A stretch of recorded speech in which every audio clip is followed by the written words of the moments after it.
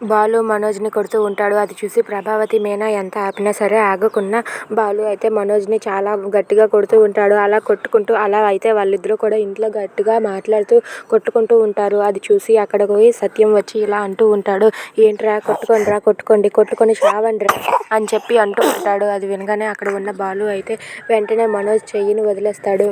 మనోజ్ చెయ్యిని వదిలేసి ఇలా అంటూ ఉంటాడు, ఏంటి నాన్న, లేకపోతే ఆ పార్లర్ అమ్మ ఇంట్లో నుండి వెళ్ళిపోవడానికి కారణం నేనని అంటున్నాడు నాన్న.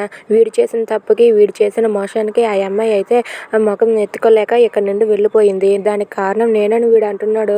అలా అంటే నేను ఎలా ఊరుకుంటాను అని చెప్పి బాలు అంటూ ఉంటాడు. అది వినగానే అక్కడ ఉన్న ప్రభావతి ఇలా అంటూ ఉంటుంది, అవును, ఆ అమ్మాయి ఇంట్లో నుండి వెళ్ళిపోవడానికి కారణం నువ్వే. అయినా ఇదంతా కూడా అందరి ముందు ఎందుకు చెప్పాలి? వాడు పరువు తీసావు, అందుకే ఆ అమ్మాయి వెళ్ళిపోయింది, తప్పులేదు అని చెప్పి ప్రభావతి అంటుంది. అది వినగానే బాలు మీనా ఒక్కసారిగా షాక్ అయ్యి అలా చూస్తూ ఉండిపోతారు. ఇక ప్రభావతి అలా అనేసరికి అక్కడ ఉన్న మీనా అయితే చాలా బాధపడుతూ ఉంటుంది. ఇక బాలు మాత్రం ఆ పార్లర్ అమ్మాయి వెళ్ళిపోతే నేనేం చేస్తాను, వీడు ఇన్నాళ్ళు మోసం చేసుకొని నేను పెద్ద ఆఫీస్లో ఎంప్లాయీని అని చెప్పి వీడు బిల్డప్ ఇచ్చుకొని తిరిగాడు, ఇప్పుడు మేమేం చేస్తామని చెప్పి అంటూ ఉంటాడు. If you like this video please subscribe our channel.